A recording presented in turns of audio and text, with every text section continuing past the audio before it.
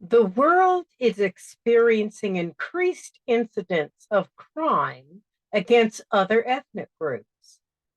President Joe Biden hosted the United We Stand Summit at the White House in September 2022 to combat hate fueled violence in the United States, citing his campaign pledge to heal the soul of the nation. The Center for the Study of Hate and Extremism cited that the rate of anti Asian crime has increased 339% in 2021, with New York, San Francisco, and Los Angeles surpassing all records set in 2020. At the summit, he signed the Anti Asian Hate Bill. I'm Addie Banks, and this is my report.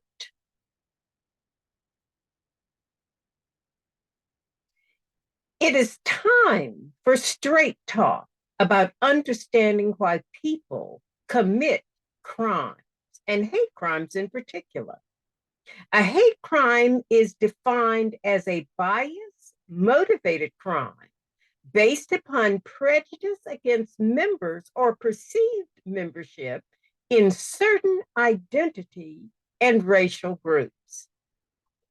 Negative stereotypes of these groups not only are acceptable in your space, but justifies hate against them. It's complicated. But let's start with reality truth, which is always simple. When people are angry, some strike out at those deemed responsible for their misery. From the school bully, domestic violence attackers, hate for an identity group worldwide, to out of control violence against that group worldwide. What is the effect on that targeted group? Generalized terror that inspires feelings of vulnerability and fear that they may be the next hate crime victim. In America, many people are angry, not because they are actually targeted, but because of their perception of unfair circumstances. They feel thrown away by society, dismissed, and from an early age, perhaps, expected to lose. They're made to feel less than others. They are watched by police or store employees or Karens while simply living life. That would make anybody angry. They are assigned reputations for membership in that identity group. Read the comments at the end of crime articles and wait for the first Black criminal reference. Then the stereotype about Blacks being lazy and dependent on welfare because fathers are irresponsible. Reinforcing untruths that impact all members of that group. The same is done for all identity groups around the world. You may not see the anger, only the results. But the question is, why are people angry and therefore apt to strike out at others? Do you think that if we knew this, then we can begin to fix it? Let's look at some reality. Articles presented by Yahoo News on Friday, October 7th, 2022. Fifth grade teacher arrested after admitting to active kill list of students and teachers she works with. Los Angeles Taco Bell stabbing of 82-year-old man in wheelchair caught on video. Teen boy 13 arrested for beating death of Los Angeles liquor store clerk during alleged robbery. Watch massive brawl at Walmart as people hit each other with metal poles. Video shows two men in Missouri accused of plotting to kill migrants at Texas border and making threats on TikTok. FBI says man gets 15 years to life in prison for continual sexual abuse of child he knew. Texas correctional officer arrested for allegedly trying to smuggle fentanyl, PCP, into prison. Death penalty sought for killer of pregnant Texas woman. San Francisco residents fed up with crime, homelessness. It's getting less safe. Murder in gay bar shocks Slovakia as president denounces hate.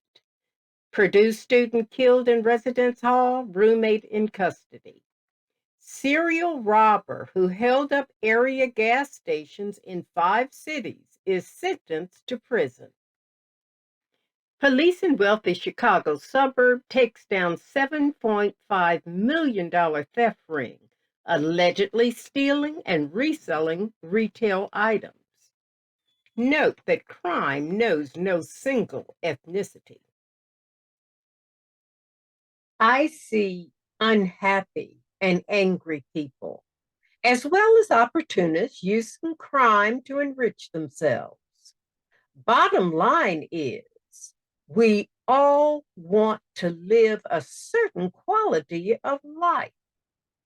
But what impacts this? Can I thrive and live my desired life? Do I feel safe, secure, and protected? Does my government put me first by taking care of my life opportunities? Do people treat me with respect?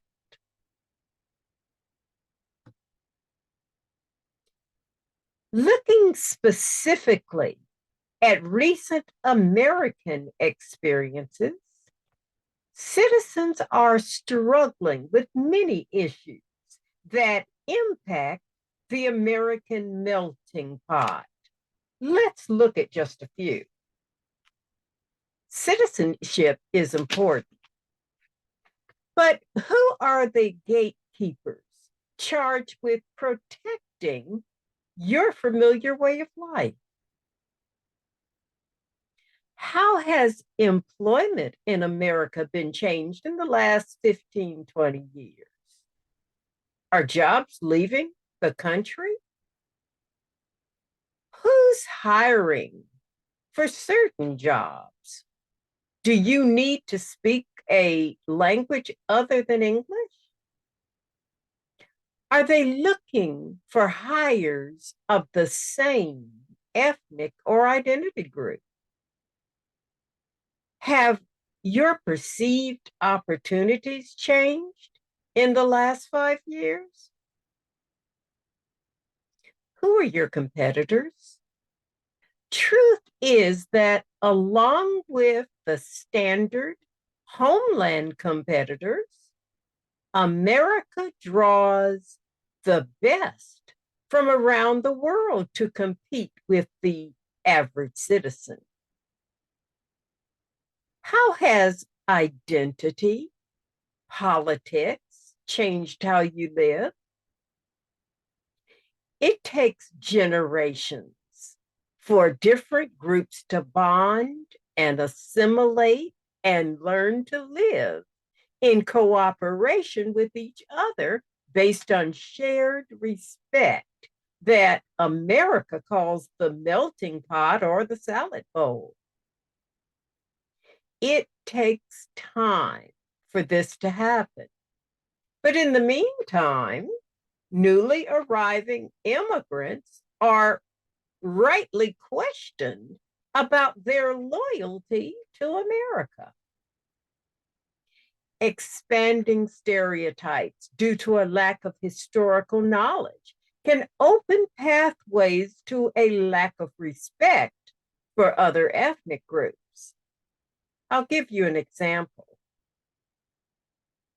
Asians, in their attempt to win in America, either dismiss or have no real understanding of why Ivy League schools seek to enroll historically disenfranchised ADOS, American descendants of slaves, to remedy past offenses.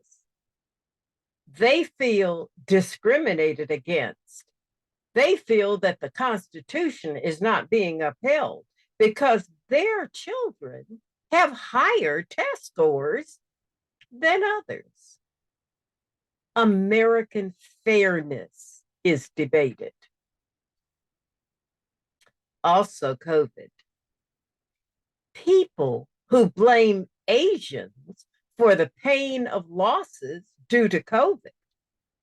We know that it has nothing to do with Asian citizens here for hundreds of years, and not even Chinese citizens. Asia or Asian is enough to be resentful. We'll let the sociologists and the criminologists and the psychologists explain this. But can you grasp better the beginnings of an understanding from this brief presentation about the concern for unknowing Asians come to seek the American dream?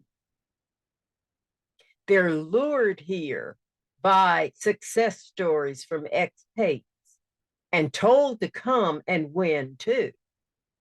Despite experiencing some level of resistance wherever they go, the hope of creating a new and wonderful life swamps stories of deaths en route,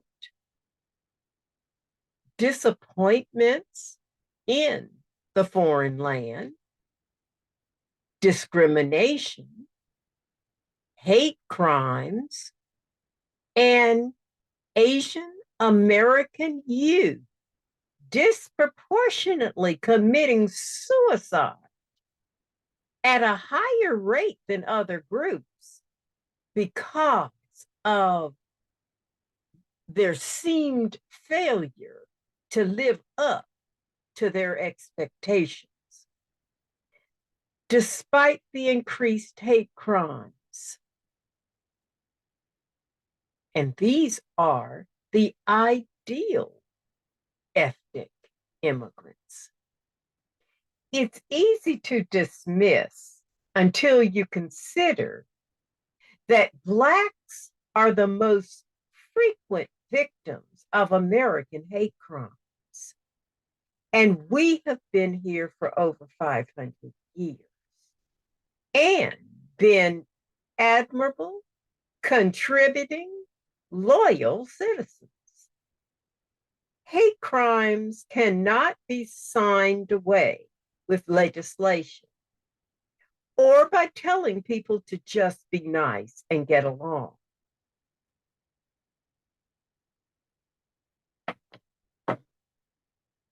I will soon introduce a series about Asian hate crimes to further examine why they are targeted for violence by understanding Homeland rules and human nature.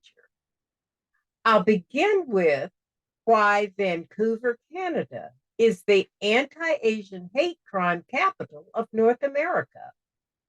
Join me.